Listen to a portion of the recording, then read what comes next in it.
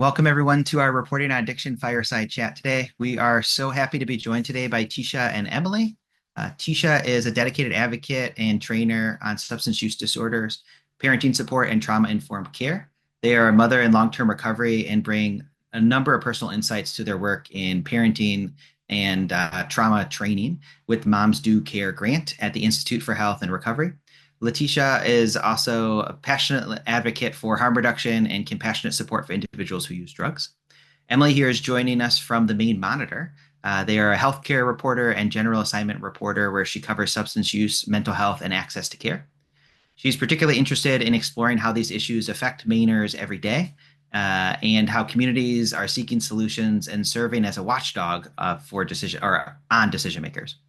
She has earned recognition from the New England Newspaper and Press Association, Maine Public Health Association, National Newspaper Association and Foundation, and the Maine Press Association. So we are so happy to have them join us here today to talk about our resources. I'm going to do a quick little overview of the resources themselves. So I'm going to screen share here quick and show you what we're talking about. These resources are also available on our Reporting on Addiction website. Ashton, that's working the screen. Or sorry, Kristen, that's working the screen. Cool. Okay, so our first resource is trauma-informed and empathy-based reporting. This is an 11-page resource that we're really proud of that we are releasing today in honor of Recovery Month. It's going to walk you through a number of different tips and tricks for trauma-informed and empathy-informed reporting.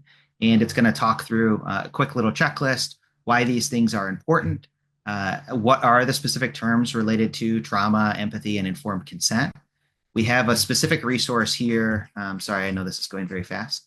How to prepare your sources for conversations before working with the media. So we created a really easy to use script that you can drop into an email for when you're interviewing or interested in interviewing experts through experience or experts through training, and helps you kind of explain what's going on and why you're talking to them.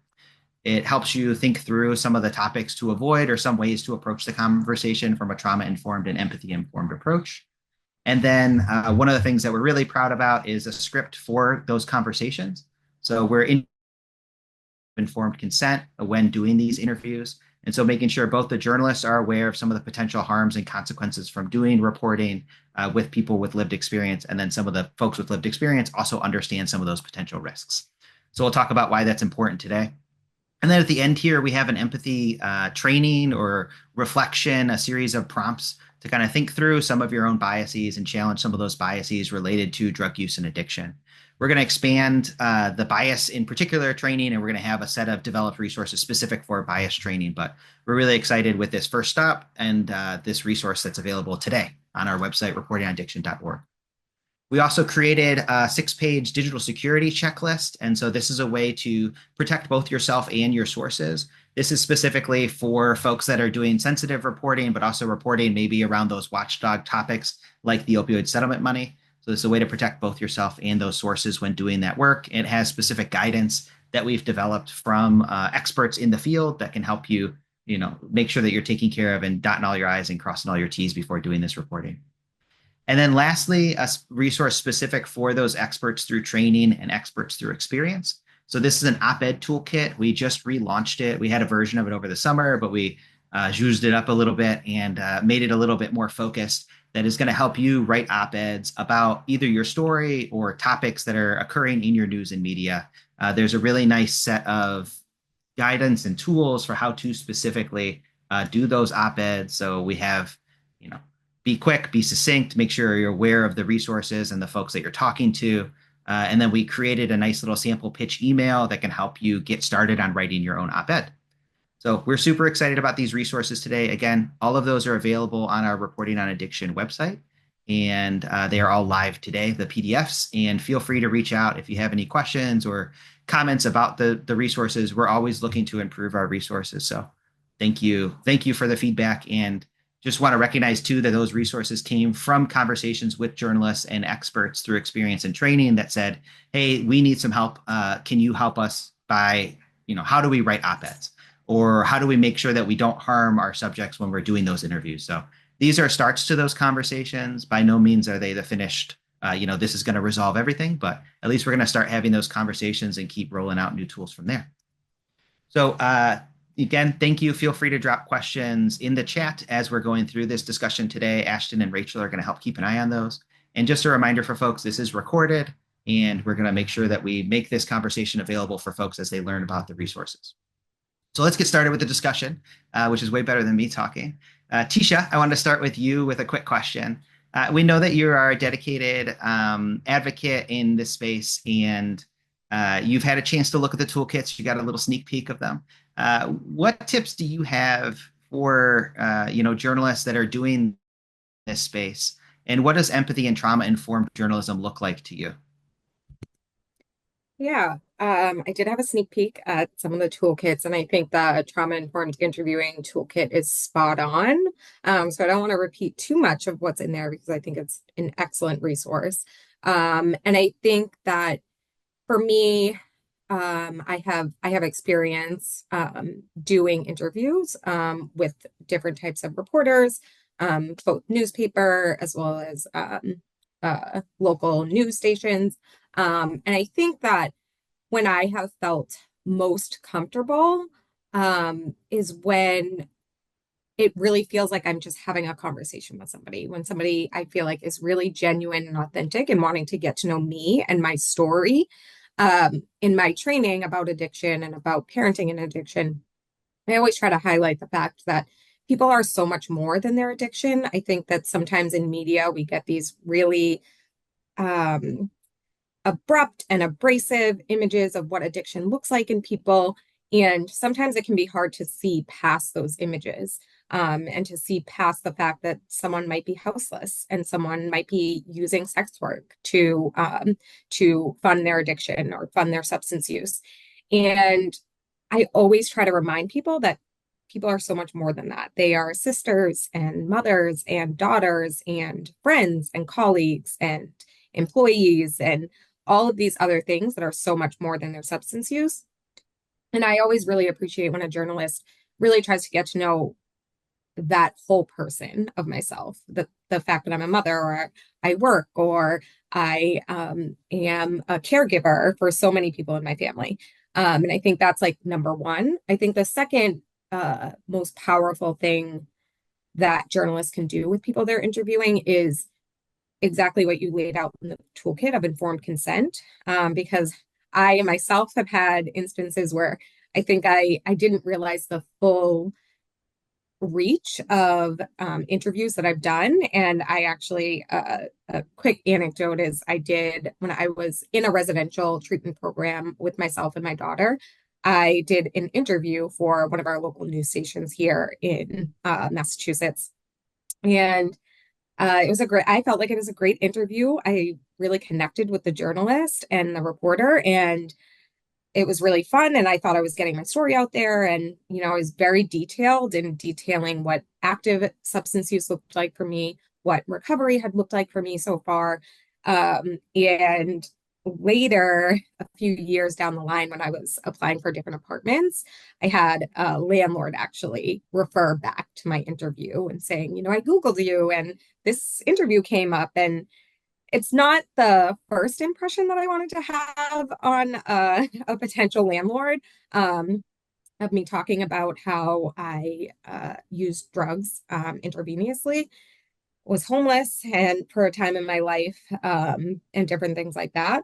So I think had I been a little more aware, I may have edited the way I told my story a little bit differently. Um, and you had a second part of your question, correct? Oh, no, Tisha, this is so wonderful. And thank you again for being an advocate and for talking to journalists about how important those things are and sharing your own experience. I know that's like a really vulnerable space to have that conversation. So thank you. And we can loop back around too. Perfect. Emily, I want to get you jumped in here. So how do those general ideas that are in that trauma-informed guide actually translate into action in your reporting? Can you be specific maybe about how empathy and how being cognizant of trauma can be important when working with interview subjects? We know that you've done some really great reporting at the Maine Monitor, in particular with pregnant folks or people who use drugs that are pregnant or have kids. And that's, of course, a very sensitive topic to cover empathically and bring that trauma-informed lens. Yeah. Well, first of all, thanks for having me. I there are, I think, a lot of ways that this could be done. And I think, Tisha, like just right off the bat, you mentioned two really important ones. It's treating someone like a whole person and informed consent. So I would say the biggest thing to start off with when I do reporting with people who have lived experience is making sure they understand who I am, that I am a reporter, I work for this outlet, I'm doing a story on XYZ, sort of like that guide, the email template you just showed. Um, and that, when I put my phone down in the middle of the table, I'm recording this conversation, we're on the record. If you want to go off the record, that is usually a discussion beforehand, but when I'm talking to these folks, I tend to be a little more flexible with that. Like if someone says something, I'm like, wait, wait, wait, don't put that in there. Like I'm not, I think the guiding principle here is like we're not trying to screw anyone over. Um, yeah, that story I did that you referenced, it's about a recovery home in Maine called Safe Harbor, and they welcome women and their children. And so um, I'm happy to talk about a lot of the steps that I went through when I did that story. I would say that one of the biggest things I did in that story with a really extensive fact-checking process. Um, so I visited this home and met a few women there in person, and then I also connected with some former residents. And so I kind of did all this, this is who I am, I'm recording, blah, blah, blah. And then I said, when I'm done with this, I'm going to call you again. I'm going to do like, it's going to sound really clinical, um, but it's going to just be like a point by point, like, you said this, is that correct? You said this, is that correct? And at that point, we can also discuss if there's something you said that you would actually, upon reflection, rather not have included. Um, and there were actually some significant things that came up when reporting this story. I mean, there were people that were, now work living independently and trying to find jobs. People who were still living at this home. There, were difficult relationships, and so there were a lot of things to consider that. I actually called Ashton at one point and talked through a lot of these issues with her to make sure that I was maintaining these people's agency and telling their story, but also not trying to, ruin their lives by putting something on the internet that will stay there forever. So I'm happy to go through some more specific examples, but I'll stop there. Oh, that's wonderful, Emily. And thank you for bringing out that you said a lot of important things, but bringing out that specific point that the goal of the journalist in this case is to help share a story together with that person. And while there's a lot of, traditionally hard and fast rules about on the record or off the record, that we can offer some grace, especially for folks with lived experience as they are sharing this story, because at the end of the day, they bear the brunt of any of those longer term consequences, like Tisha was talking about. Tisha, do you mind sharing a little bit about why the practices of trauma informed and empathy informed approaches are so important to folks with lived experience? Yeah, I think you talk a little bit about this in the toolkit. I work for a grant called Monster Care, which is a statewide program supporting parents in recovery or trying to access recovery.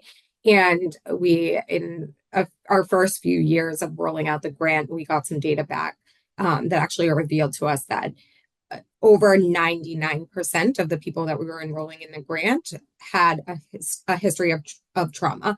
And a lot of those were a history of sexual trauma or childhood sexual trauma. And I think that I, I think also in the toolkit, you talk a little bit about how trauma informed or empathy informed reporting can be this universal practice. And that's really how I like to approach work with this population, or really any population, because you never know what kind of trauma history someone has.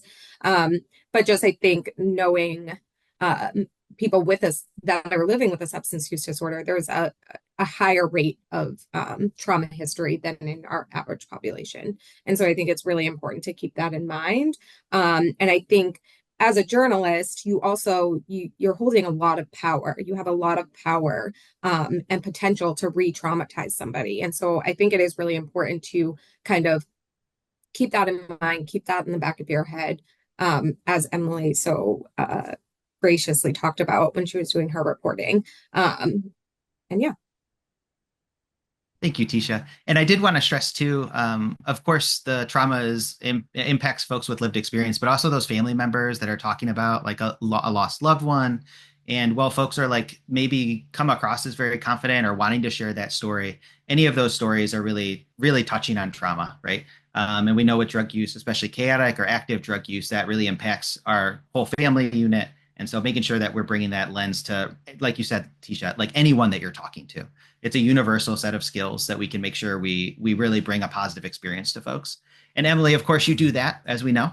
And we wanted to talk a little bit about maybe how building trust. I know you talked about it in that specific story, but maybe reflecting on how your approach to building trust in these communities that we're talking about that have been impacted by drug use has maybe changed from when you were and whether you're taking slightly different approaches and how you learn to take those different approaches. Yeah. So you went out right when you said from when you were something and then now. Oh, sorry, So, a greener oh, okay. reporter. Yeah, Got yeah. it. Well, so I just before I answer that, I want to respond to something Tisha said about being in a position of power. Um, so I mean, as journalists, we try to hold ourselves to a strong set of ethics about accuracy in stories, fact checking, on the record, off the record.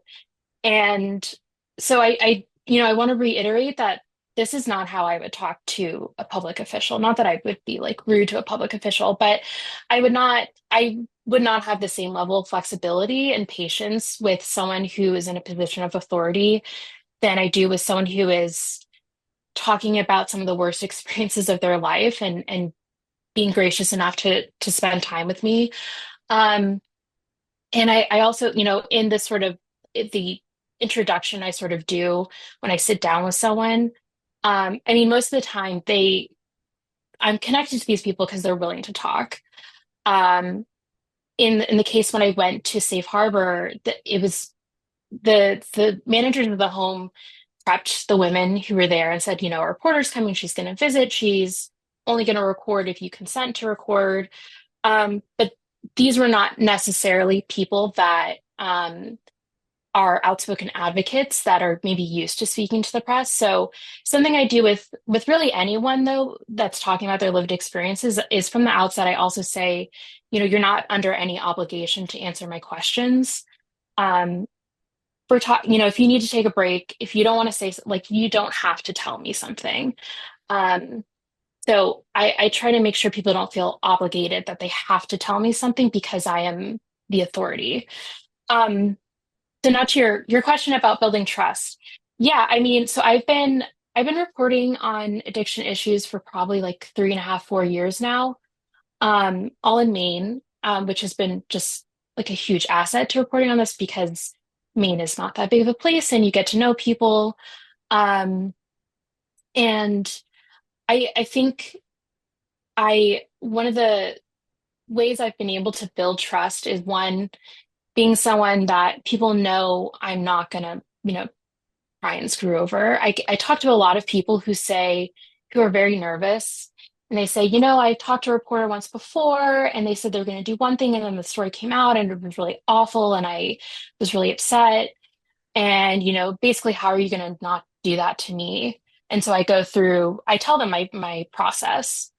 And I think the more and more people you talk to and um, explain your process and then follow through on it, the more trust you build.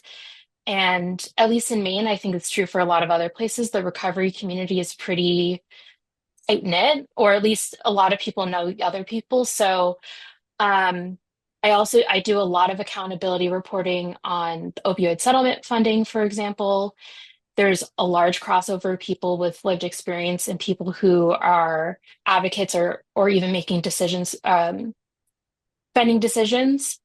Um, and so I think you don't have to I think one of the biggest things is that like if you're just starting on this sort of reporting, you're not necessarily going to get break into a community immediately and have trust.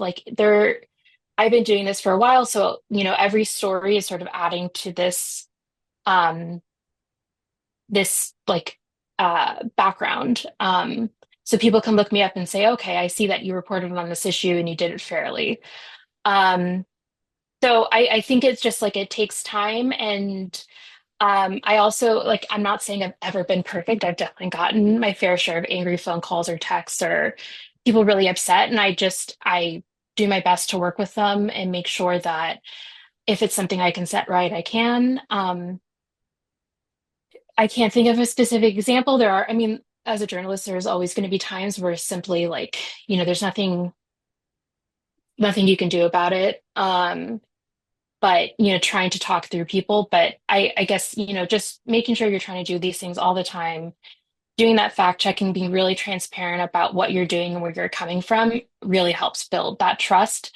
And then people I've will talk to each other. I've gotten a lot of calls saying, I was talking to this person about this thing and they said, oh, you should call this reporter. Um, and the last thing I'll say, not, I'm sure as journalists, the journalists on here have gotten lots of phone calls with tips about people upset or angry about something. And they're saying, like, I've tried to do this through formal action, through this, through that, and no one's listening to me. And I just need someone to listen. Can I talk to you? And this is true regardless if this is a story related to addiction. I try to be very upfront and say, I cannot promise you anything. I don't want you to think like I'm going to hear your story and then like write this groundbreaking piece that's going to change everything. But I will listen to you and I will follow up with you and let you know, like, yes, I am moving forward with this, or no, I don't think I can do this at this time, but stay in touch. And I think that that really makes a difference to a lot of people. That's awesome. Emily, it's such a great point, and it does feed into the next part with Tisha here. And we know that openness with sharing stories with the media can change on journey itself. And so some folks feel like really empowered and want to share it early on. And then sometimes they have some regrets a little later. And then they feel when they're a little bit more in a different spot, they feel open to sharing it again. And so those things can like change. And when we talk to journalists and talk with journalists about this topic, we want to make sure that we have some grace for the journalists too, that these are hard stories to cover and hard stories to cover well. And at the end of the day, following these principles, of course, will reduce harm and eliminate harm and fulfill our principle of doing no harm. But we also want to make sure that those experts, through lived experience and training, understand the risks that they're taking on by reaching out to a journalist. And like you said, Emily, a journalist, one piece isn't going to like change anything or like change everything or whatever, right? But with that in mind, Tisha, I did want to talk a little bit about the op-ed toolkit and how that could be, just writing op-eds or sharing your story in those different ways can help, shape agendas, shape policy goals, and why you think that might be important for people to share their story in the media or with the media on these topics. Yeah, I really appreciate the question because I think Emily, when you were talking, I was thinking about power differentials and how a lot of times um, there are communities with less power than others. And I think that people who are actively using substances or are in recovery from a substance use disorder, they are in a place of having less power or being more stigmatized in other communities. And so I think that leads into my answer to your question, Jonathan, of like, this is can be a way for folks to kind of take back some of that power. I think for myself, as a parent in recovery, I have had interactions with our child welfare system here in Massachusetts, and even just accessing different treatment systems and things like that. There has been a lot of times where I have felt like I just want my story to be out there. I just feel like there had been so many times when I felt like people saw me in a certain light or had already written my story for me before they even met me. And so a lot of times, for me, it has been really empowering to share my story from beginning to end, because as we know about substance use disorder, it is this sort of roller coaster of a ride, but it's important to share all of those different points of the ride. And I think the more that I share my story, the more comfortable I get sharing my story, the more adept I get at at telling my story a certain way for certain audiences, and kind of like coming into different media or interviews with kind of like, what is my agenda here? What am I trying to get across? And how can different parts of my story lead me to that? And so I think the op-ed um, uh, examples is like really giving people concrete ways to kind of take some of their power back. And I think that can be really, really important. Tisha, thank you for saying that. And I just wanted to ask a follow up there. Have you had some experience talking with other folks in recovery or active drug use about some of these topics or about working with the media? And how have you been able to like help them share their stories and take back some of that power, like you said? Yeah, for sure. I've worked with one of our local sort of quality improvement networks for this space in particular. And that network is always trying to sort of uplift voices of people with lived expertise around substance use disorder and parenting and the perinatal period. And I am often sort of volunteering myself to kind of speak to folks about what it means to share their story and kind of I think a lot of times it is about people sort of talking through before being on the record of like what do you want to get across here? What parts of your story feel comfortable to share? What parts of your story don't feel comfortable to share? And I think that um sort of this like idea of sort of peer media training, I guess is what I would call it, of like sharing my own experience of things that went well and didn't go well about sharing my story in the media. But so I think that that has been really helpful for me and has, I think, given a lot of power to people that I've talked to. Tisha, that's so wonderful, and we appreciate that you do that. And obviously, we'll keep tapping on you to get help as we develop more resources, because we do know, in particular, with how to share the story, right?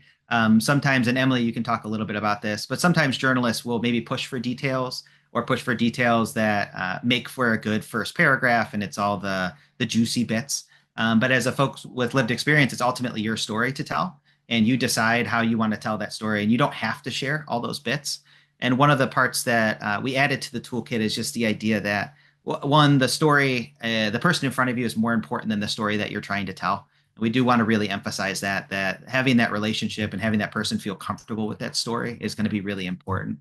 And then secondly, that you're really trying to share the story together. And to Emily's point before, that's really different than interviews with other people that are in powerful positions like politicians who have plenty of ways to get their stories out and shape the media narrative, and don't necessarily have the consequences that a person with lived experience sharing their story, maybe for the first time, and like you said, Tisha, didn't think through maybe some of those longer term outcomes that could come from sharing the story. So thank you for sharing that, Tisha.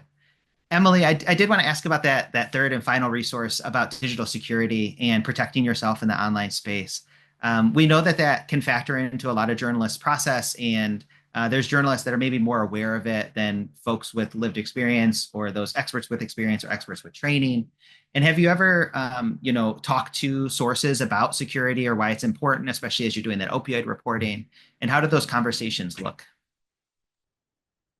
Yeah, so I think this hasn't been a huge issue before because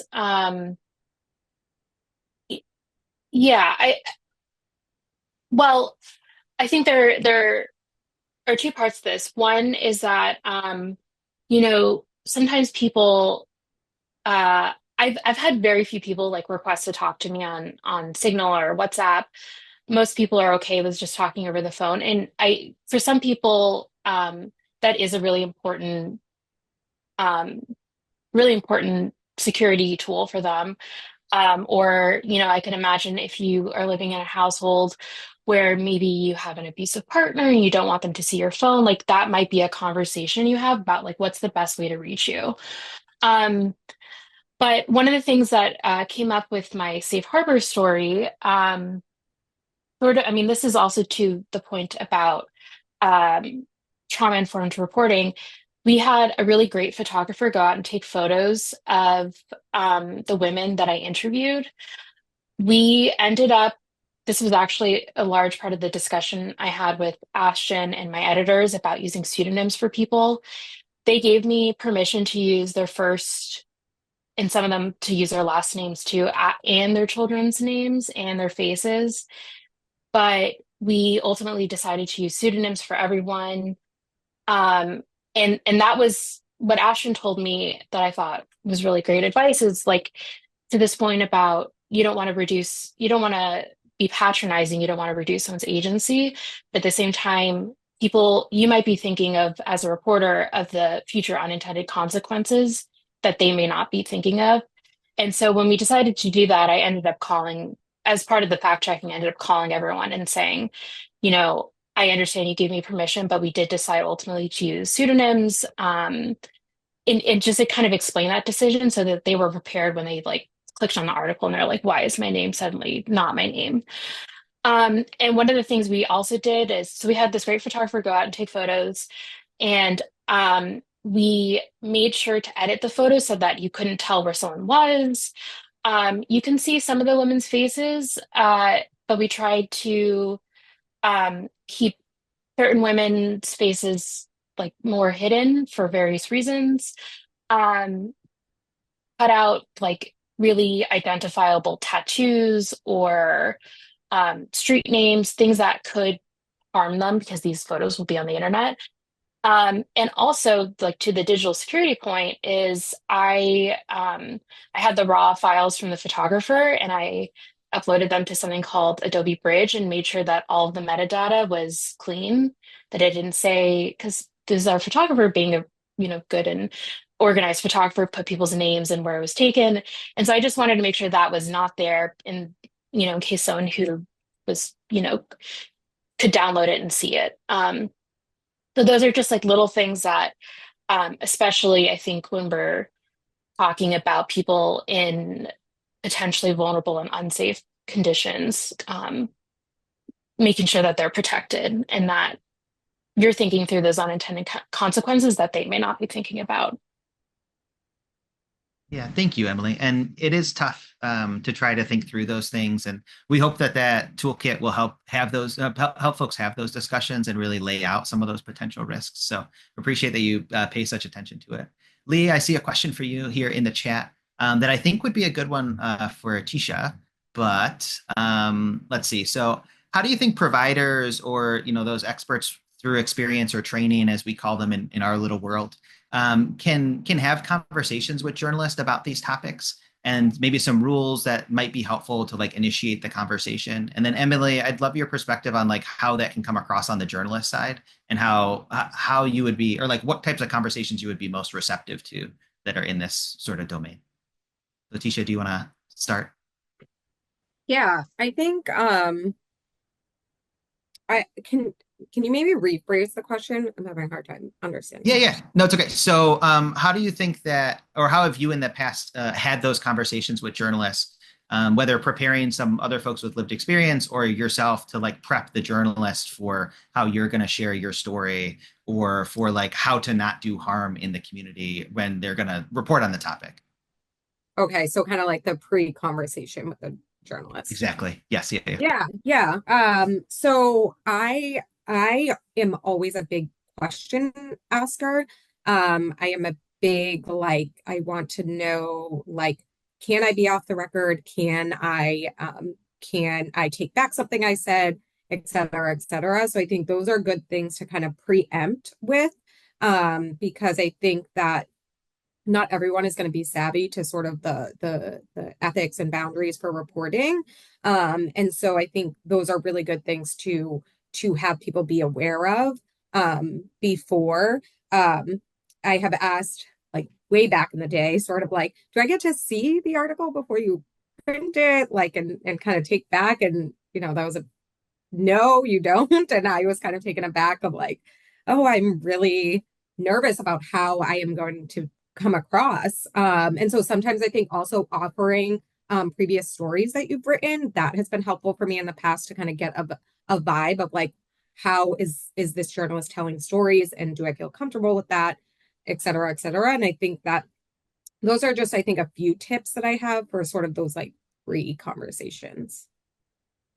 That's super helpful, Tisha. And yeah, for sure, that idea of like being able to see the story, that's something that we hear from a lot of folks, and journalists are not super comfy with that. But part of what we encourage journalists to do is to be more open to that, like you were saying, and that trauma informed, empathy informed, and this is a sensitive story. So it's very different than like a mayor saying, "Hey, I want to see my quotes before it's published," than someone who just shared their life story with you. So thank you for saying that. And then Emily, I did want to get your perspective as the journalist on like how are you receptive to those conversations, or like what types of conversations in that topic are you receptive to versus ones when you hear it like, "Hey, can I see your story?" Are you like, as a journalist, like that's not my thing. I don't want to do that. Yeah, I mean, so first of all, I would never ever share a story with someone beforehand. So I one of the things I noticed in the toolkit is about offering sort of pre-interview interview or discussions. That's something I do a lot is if I'm reaching out to someone who doesn't know me, may not know what I do, I say like if you have any questions, like I'm happy to talk off the record and just, fill you in on my story and kind of that's part of that like transparency of just um, I'm a reporter. When we talk, we're on the record. I'll do fact checking, I'll do the XYZ. This is where it's going to show up. It's going to be online. It may be republished in print. Um, and so that's sort of an opportunity for someone to also ask questions. I mean, there a lot of times people are nervous about talking to a reporter. Um, and that I find that really helps calm people down. And then sometimes people don't want to talk, and that's totally fine. Um, yeah, I think sort of, I think one of the questions was about like how to talk to your reporters in your newsroom about how to do this. Um, I think I've mostly covered healthcare and addiction um, issues, so I don't know how it might translate to other coverage areas, but I I think there is sort of like a lot of reporters when they hear this sort of stuff, they kind of are like, that's I don't know, too too um forgiving maybe.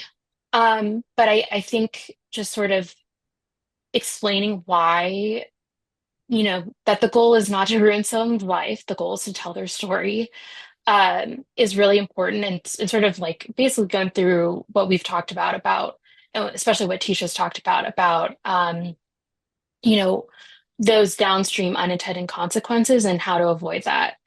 And the goal of your reporting versus like right reporting on a city hall or the mayor. Like if the mayor says something off kilter that's really wild and they said it on the record, I'm not going to scratch that for their benefit. But if someone says something to me who's a person in recovery that could jeopardize their parental rights, I'm that's going to be a discussion later on. Um, and it's probably not even relevant to the story, honestly, a lot of the time. So yeah, I think it's just like you really have to understand like what your goal is there, um, and who in those power dynamics. I hope that Yeah, answered thank that you, Emily. question. It did. It did. Thank you, Emily. And Tisha, I did want to follow up, and you don't have to share your story, obviously. But as you have like started to think through and how you share your story differently with the media than how you used to, are there certain things that or is it really like journalist specific, story specific, or do you kind of feel like you have a story and this is your really tight version of it and you've worked on it? Can you talk a little bit about how you got to that point of feeling comfortable with a story that you can share with the journalist? Yeah, for sure. I think so for me, I utilize a 12-step group model for my recovery. And so uh that had been my recovery. I think I had probably been in recovery for about 2 years the first time before I first ever talked to a reporter. And when you're in that sort of 12-step closed peer like space, there's there's an openness and a vulnerability with which we share our stories. And so I had sort of gotten comfortable and gotten used to sharing my story in that way. And so, the first few times that I was interacting with the media, that was sort of like how I had laid out my story and had gotten really specific in some of the details of my chaotic use and what that looked like and living in hallways and shooting drugs and being pregnant and doing those things and um although I do think it's important to share, that I have been in chaotic use while I was pregnant, I don't find it necessary anymore to share the details of what that chaotic use looked like. I don't think it's important to the story. Um, I don't think that it's like necessary or what I am trying to get across. And so I have really started to share my story in a very condensed way, which is just sort of, and I think I have really honed in on my purpose of telling my story. And so um, I would say like my main bullet points of trying to get my story across is sort of like what led up to addiction, and that addiction for me and substance use disorder and addiction really started not just with substances and as a response to childhood trauma and not knowing how to deal with emotions. And I have like a few sayings that I say all the time to try to get those things across. And I really like honed in on like what landed with people and what kind of like what really made people go, uh-huh, I get what you're saying now. And so like one of those things is that for me, the first time I ever used a substance, it was like I had sort of been drowning in my emotions of fear and abandonment and disappointment and sadness. And when I first tried a substance, it was like I had come up for fresh air. And so for me, substance use really was this sort of lifeline to hang on to and this like harm reduction method because I couldn't imagine living without substances. And then from there, I've really tried to hone in on sort of, for me, what has supported my recovery, what has been important to my recovery, and what has sort of led me to this sort of stable place in my life. And those are pretty much the two main things I want to get across to people. Yeah. Tisha, thank you so much. And thank you for sharing that story and your own journey with sharing this story. I think that analogy in particular of like coming up for air, like that it finally felt like it was lifted. And Emily, I'm not a journalist, so you can say, but that's the type of thing like as a narrative or storytelling device that is like a really powerful way to like think about it. And it really connects in a different way and allows you again to have control of your story, which is really powerful. And I think your point about 12 steps is really salient as well because we know, especially when we talk to folks that are experts through experience, they are so used to telling their story in that way, and the response is really different than like seeing your story or hearing somebody else tell your story. We've talked to folks who were in those groups, and our guide walks folks through this, but they didn't realize, that I hadn't told my family all of those details. They might have known some of this stuff, but they didn't know the extent of it, right? And so seeing that in a news piece is really, really different. So that awareness is really powerful, Tisha. And like you said, just driving home, finding out what my talking points are, and sticking to that can be really powerful and empowering in the context of the interview, right? Because it's your choice what you're telling now, and it's not based on those questions. Emily, I did want to open up and just say, if there's anything else that you wanted to add or any other experience that you wanted to share as a journalist or any tips that you have for junior journalists or other journalists that are covering this topic, maybe they're new to it or they've been covering it for a while, and how taking these approaches that you have really deeply ingrained in your work can lead to both better work and better connections with your community, which I know you're really passionate about. Yeah, I think the teacher's point about the 12-step programs made me think about um, there's this a lot of people I've spoken to are kind of they go by this recovery out loud idea that like they're very open about their past and what they've done. And so when they talk to a reporter who's asking about their past and what they've done, they like want to say everything. And that kind of just goes to the point again, like you don't want to jeopardize anyone's like health or future job or rental prospects. Um, and and again, those might be like juicy details, but they're if the point of the story is to talk about, a policy and you talk to someone who's, directly interacted with some, police and that's part of the policy, talking about this very like, you know, gory detail about their past drug use is probably not necessary. Um, so I think it's just, in the same way that like you pick out quotes when you talk to any person, you don't just because something is juicy and salacious, you don't have to include it. And also, I'm I mean, I think again, Tisha has really touched upon this, but treating a person not just, as a source, not just on their own addiction, but they're people. Like we're just talking about people here.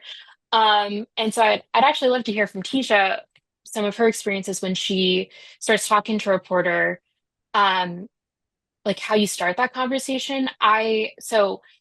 You know, even when you're sitting down with a person, like you're going to talk about how they ended up at this recovery home. So obviously, you know that they have dealt with an addiction, but I'm not going to sit down and say, like, tell me the first time you injected drugs. I usually start with, hi, how are you? How are you doing today?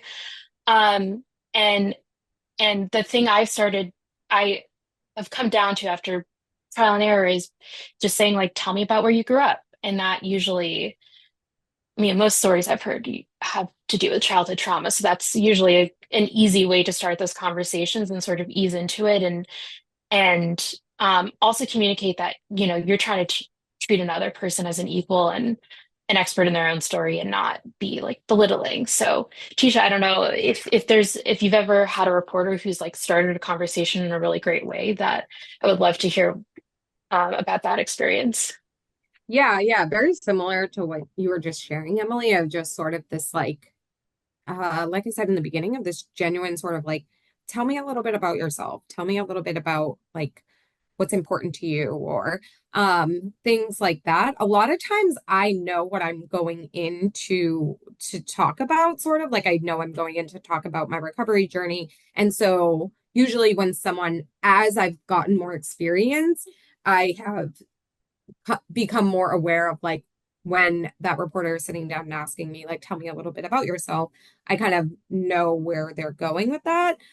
So that can be helpful. I think the other thing that, and I think this is a little off topic, but I think it's super important. Um, and I train on sort of trauma-informed care, in the medical system, really. But something that I find really important to sort of leveling the power playing fields, if you will, is sort of sharing a little bit about yourself, or kind of like making it a more comfortable atmosphere. I think one of the best interviews I did was at this local diner, and we sat down and we shared breakfast together, and we shared a cup of coffee, and we had a conversation, and that really felt super comfortable to me. I really felt like I was having a conversation with somebody rather than sort of like being interviewed, if that makes sense. Oh, totally. Thank you so much, Tisha. And Emily, thank you as well. If there's any more comments, questions, feel free to throw a question in there. I'm gonna just name drop a couple of the resources again. So for folks that have joined late or just watching the end of this on YouTube, we have a digital security toolkit that was developed in partnership with a group that is working on digital security for journalists. So that's for both journalists and sources to make sure you protect yourself before you're doing interviews. We have a toolkit that's focused on trauma and empathy-informed reporting. That was the focus of today's conversation. It's an 11-page resource. It covers checking your own bias, informed consent processes, and how to have those discussions with folks with lived experience, and making sure that before you go into the interview, like Emily and Tisha really emphasized today, both as a person with lived experience, to know that it's your story, and you can tell your story however you want to. And as a journalist, knowing that that's something that you need to respect, and understand where those boundaries are. And coming at it from, again, like Emily said, whether it's the fact checking or any of those things, respecting that this person, it's their story. You're telling that story together. And ultimately, that's the purpose of any of the work that we do. And then, of course, an op-ed toolkit, which we're very excited about, to help folks learn how to share their story or intersect with policy discussions that are happening in their community, and make sure that you can, tie in any relevant experience, data, whatever, to make sure that folks really understand the topic of addiction. Because one of the things that we know, everybody on this call and everybody watching, that there's a lot of misunderstanding about addiction. And so op-eds are a great way to help people and help inform our community in a way that can advance policy in a really productive way is the goal. So I appreciate everyone's time today. This has been super helpful, and really interesting and informative. And Emily and Tisha, thank you for sharing your stories and being so gracious to talk and being vulnerable, both about your experience as a journalist, because that's always hard to show that you've learned and changed. And we do want to emphasize, journalists learn and change too. So we want to support them and help them on that journey. And nobody gets anything perfect. And then Tisha, of course, sharing your experience and your wisdom in how this space works. And again, thank you for your advocacy, both helping folks around you share their stories and sharing your own story in a way that's really positive. It's super amazing, and we really just appreciate you and all that you do. So feel free, like is in the chat, check out reportingonaddiction.org. All the resources are up there. And feel free to reach out if you have questions, if you need support, if you're a journalist, if you're an expert and you're getting ready for an interview, reach out to us. We're always here to help you out as you're trying to figure out how to navigate this space. And at the end of the day, we just want to see more accurate and empathic reporting, and we're seeing that. So enjoy Recovery Month all, and have a wonderful start to fall here.